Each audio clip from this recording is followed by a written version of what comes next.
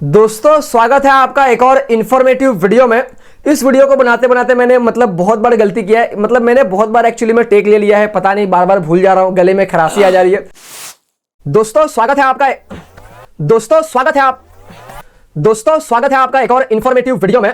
आज के इस वीडियो में हम डिस्कस करने वाले हैं पोस्ट ऑफिस का जो भी स्कीम्स है।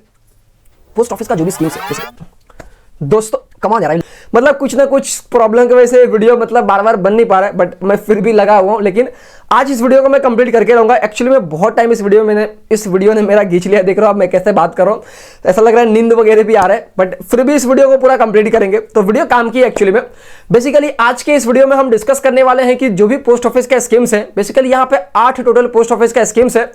तो इस स्कीम्स के हम टैक्स के रूल्स के बारे में डिस्कस करने वाले हैं, क्योंकि यहाँ पे जनरल तौर पे आप अलग अलग जगह पे जाके चेक करते हैं कि भाई उस पोस्ट ऑफिस के स्कीम का क्या टैक्स बेनिफिट है, वहां पे क्या टीडीएस कटता है, इस पोस्ट ऑफिस के स्कीम का क्या टैक्स बेनिफिट है, यहाँ पे क्या टीडीएस कटता है। तो बेसिकली आज के एक सिंगल वीडियोस के अंदर जो भी पोस्ट ऑफिस का स्कीम्स है उसका क्या टैक्स का रूल्स है, कौन सा स्कीम टैक्सेबल है, कौन सा स्कीम टैक्स फ्री है, कहां पे क्या टीडीएस कटता है, हम उसको एक ही वीडियो में डिस्कस कर लेंगे। तो आज की जो ये वीडियो है वो काफी इंपॉर्टेंट है। तो आपसे रिक्वेस्ट ये है दोस्तों कि वीडियो पूरा एंड तक देखना, ताकि कोई भी इंपॉर्टेंट पॉइंट मिस ना हो जाए। तो यहां पे अगर मैं सबसे पहले स्कीम की बात कर लूं तो यहां पे सबसे पहले नंबर पे आता है पोस्ट ऑफिस का सेविंग अकाउंट। तो यहां पे पोस्ट ऑफिस के सेविंग अकाउंट में क्या रूल्स है टैक्स का। तो यहां पे बोला गया है कि अगर आपका पोस्ट ऑफिस में सिंगल सेविंग अकाउंट है तो उस सिंगल सेविंग अकाउंट के ऊपर आप साल का जो भी इंटरेस्ट इनकम अर्न करते हैं, तो यहां पे आपका 3,500 रुपए तक का जो भी इंटरेस्ट इनकम होगा वो बिल्कुल टैक्स फ्री होगा, वो बिल्कुल एग्जेम्प्ट होगा। और यहां पे अगर आपका पोस्ट ऑफिस में सेविंग अकाउंट है जो कि एक ज्वाइंट सेविंग अकाउंट है, तो ज्वाइंट सेविंग अकाउंट के केसेस में आप साल का जो भी इंटरेस्ट इनकम अर्न करते हैं तो यहां पे आपका 7,000 रुपए तक का जो भी इंटरेस्ट इनकम होगा वो भी बिल्कुल टैक्स फ्री होगा, वो बिल्कुल एग्जेम्प्ट होगा। अब यहां पे क्वेश्चन आता है कि भाई मेरा पोस्ट ऑफिस में सेविंग अकाउंट है सिंगल वाला, तो अगर मैं 3,500 से ज्यादा का इंटरेस्ट इनकम अर्न करूंगा तो क्या होगा। और यहां पे अगर मेरा ज्वाइंट अकाउंट है तो अगर मैं 7,000 से ज्यादा का इंटरेस्ट इनकम अर्न करूंगा तो क्या होगा।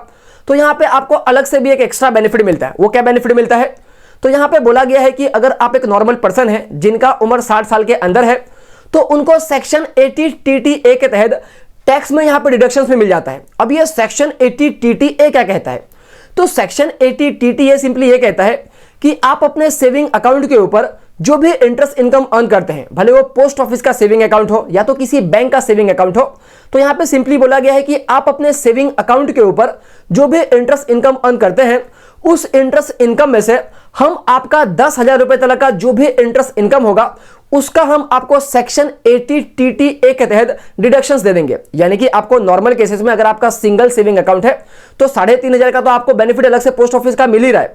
उसके अलावा यहां पे अगर आपका ज्वाइंट सेविंग अकाउंट है तो 7,000 का जो इंटरेस्ट इनकम है उसका बेनिफिट तो आपको मिल ही रहा है। उसके अलावा यहां पे आपको एडिशनल बेनिफिट क्या मिलता है, तो अगर आपका उम्र 60 साल के अंदर है तो सेक्शन 80 TTA के तहत आपका जो भी सेविंग अकाउंट का इंटरेस्ट इनकम होता है उसके ऊपर आपको 10,000 रुपए तक का डिडक्शंस मिलता है। यानी कि आप समझने के लिए ऐसा कह सकते हैं कि 3,500 का जो आपका इंटरेस्ट इनकम है पोस्ट ऑफिस का वो तो आपको माफ है, प्लस 10,000 का इंटरेस्ट इनकम वो भी आपका माफ है। यानी कि टोटल यहां पे आपका 13,500 रुपए तक का जो भी इंटरेस्ट इनकम है वो बिल्कुल टैक्स फ्री होगा एक साल के अंदर। जो भी सेविंग अकाउंट के ऊपर आप 13,500 तक का इंटरेस्ट इनकम अर्न करेंगे वो माफ होगा। 3,500 आपका पोस्ट ऑफिस हो गया और 10,000 का जो इंटरेस्ट इनकम है वो पोस्ट ऑफिस का भी मिला लेंगे, प्लस आप अगर आप बैंक का सेविंग अकाउंट का भी मिला लेंगे तो सारा मिला के 13,500 रुपए तक का जो भी आपका इंटरेस्ट इनकम है एक साल के अंदर वो बिल्कुल माफ होगा। तो मुझे लग रहा है ये चीज आपको क्लियर हो गया रहेगा। अब यहां पे अगर मैं बात कर लूं सीनियर सिटीजन्स की, तो यहां पे सीनियर सिटीजन्स के केसेस में भी बोला गया है कि अगर आपका सिंगल सेविंग अकाउंट है तो 3,500 का इंटरेस्ट इनकम साल का माफ है, अगर ज्वाइंट है तो 7,000 का इंटरेस्ट इनकम माफ है। अब यहां पे अगर उसके ऊपर का जो इंटरेस्ट इनकम है तो उस केसेस में क्या होगा, तो सीनियर सिटीजन्स के केसेस में बोला गया है कि भाई अगर आप एक सीनियर सिटीजन है जिनका उम्र 60 साल के ऊपर है तो यहां पे आपको सेक्शन 80 TTB के तहत टैक्स में डिडक्शंस दिया जाएगा। जिस तरीके से नॉर्मल पर्सन को सेक्शन 80 TTA का बेनिफिट दिया गया उस तरीके से सीनियर सिटीजन्स को सेक्शन 80 TTB का बेनिफिट दिया जाएगा। अब यहां पे सेक्शन 80 TTB क्या कहता है, देखते हैं मैं एक ही बार में पूरा वीडियो बना पाता हूं कि नहीं। तो यहां पे सेक्शन 80 TTB सिंपली ये कहता है कि आप अगर एक सीनियर सिटीजन है तो यहां पे सीनियर सिटीजन नॉर्मली जॉब वगैरह नहीं करते, उनका जो मेन सोर्स ऑफ इनकम होता है वो इंटरेस्ट इनकम ही होता है। तो यहां पे सेक्शन 80 TTB सिंपली ये कहता है कि आप जो भी इंटरेस्ट इनकम अर्न करते हैं, भले वो पोस्ट ऑफिस के सेविंग अकाउंट पे अर्न करें या तो बैंक के सेविंग अकाउंट के ऊपर या तो पोस्ट ऑफिस के एफडी के ऊपर या तो बैंक के एफडी के ऊपर या तो आरडी के ऊपर, यानी कि कहीं से भी आप जो भी इंटरेस्ट इनकम अर्न करते हैं उस इंटरेस्ट इनकम में से जो 50,000 रुपए तक का आपका इंटरेस्ट इनकम होगा, हम उस इंटरेस्ट इनकम का आपको डिडक्शंस दे देंगे अंडर सेक्शन 80TTB, यानी कि सीनियर सिटीजन्स को सेक्शन 80TTB के तहत 50,000 रुपए तक का जो भी इंटरेस्ट इनकम होगा उसके अंदर उनको डिडक्शंस मिल जाएगा। तो यहां पे भी मैं आपको फिर से समझा रहा हूं कि 3,500 का तो नॉर्मल बेनिफिट सीनियर सिटीजन्स को भी मिलेगा, सिंगल अकाउंट में, ज्वाइंट अकाउंट में 7,000 का तो बेनिफिट मिलेगा ही मिलेगा। उसके अलावा एक्स्ट्रा बेनिफिट क्या मिलेगा, तो सेक्शन 80TTB के तहत वो अलग से उसके अलावा जो भी इंटरेस्ट इनकम अर्न करेंगे तो अप टू 50,000 रुपए तक का जो भी इंटरेस्ट इनकम होगा वो भी बिल्कुल टैक्स फ्री होगा, वो बिल्कुल टैक्स एग्जेम्प्ट होगा। उल्टा यहां पे उनको उसका डिडक्शंस मिल रहा है। तो मुझे लग रहा है कि आपको ये चीज बिल्कुल समझ में आ गया होगा। अब यहां पे क्वेश्चन आता है कि भाई सेविंग अकाउंट के ऊपर टीडीएस का क्या रूल्स है। तो यहां पे सेविंग अकाउंट के ऊपर आपका कोई भी टीडीएस वगैरह नहीं कटता है।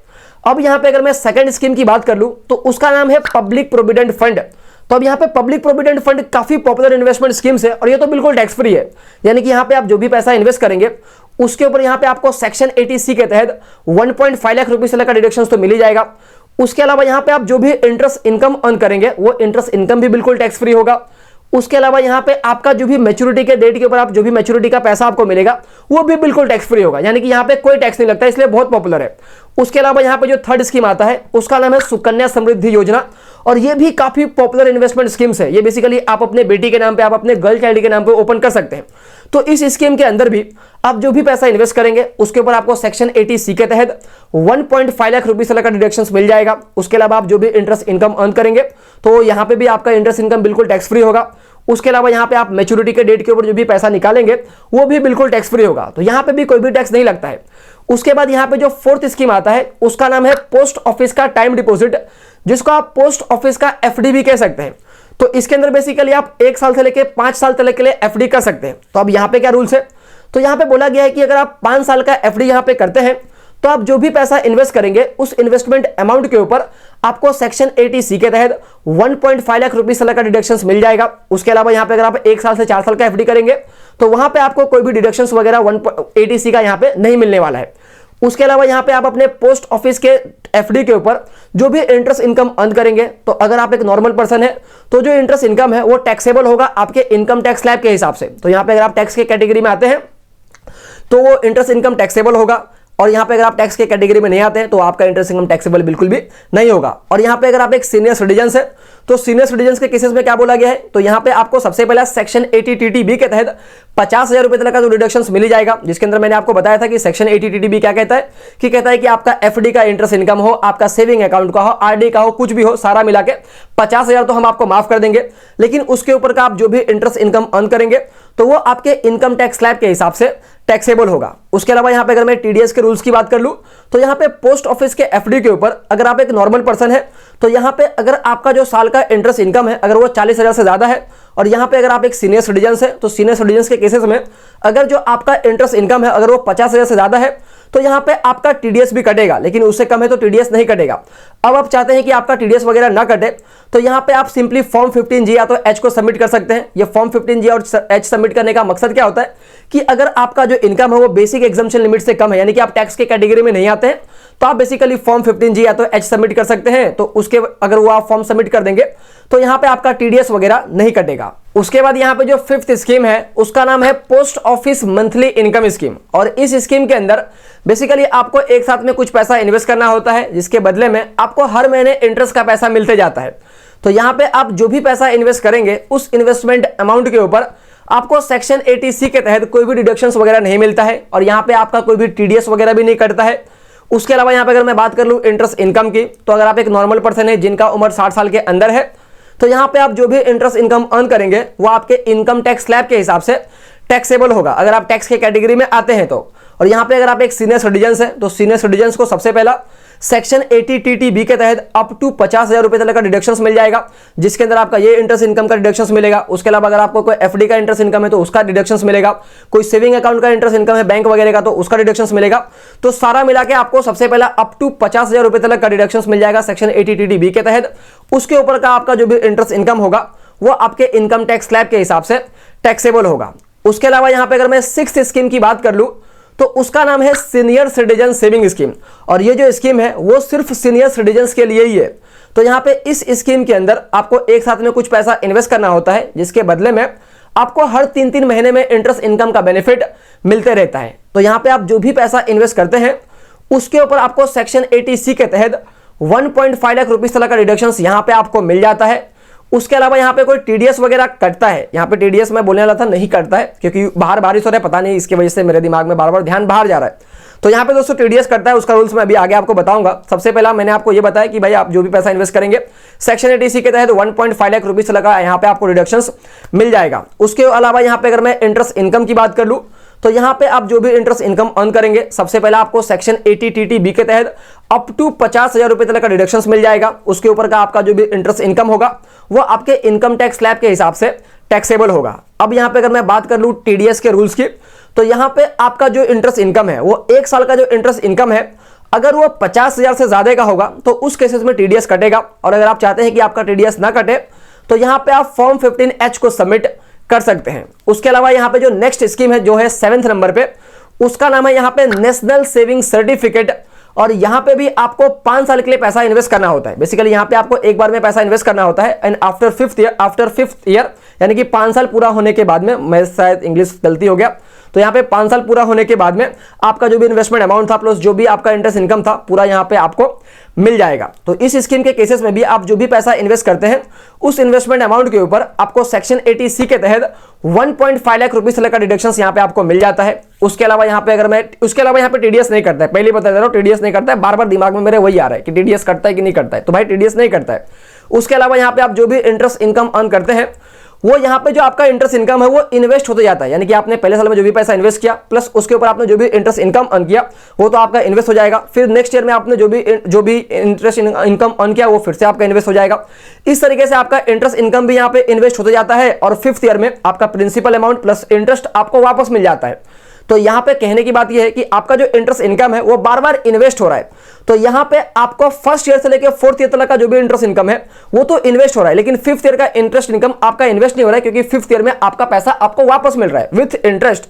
तो 5th ईयर का इंटरेस्ट इनकम इन्वेस्ट नहीं हो रहा है। तो सेक्शन 80C के तहत आपको 1st ईयर से लेकर 4th ईयर तक का जो भी इंटरेस्ट इनकम है उसका डिडक्शंस मिल जाता है। यानी कि अगर आपका सेक्शन 80C का लिमिट बाकी है तो यहाँ पे आप पहले साल से लेकर 4थे साल तक का जो भी इंटरेस्ट इनकम अर्न करेंगे नेशनल सेविंग सर्टिफिकेट के ऊपर, तो उस इंटरेस्ट इनकम का आप डिडक्शंस ले सकते हैं, तो वहां पे आपका टैक्स नहीं कटेगा।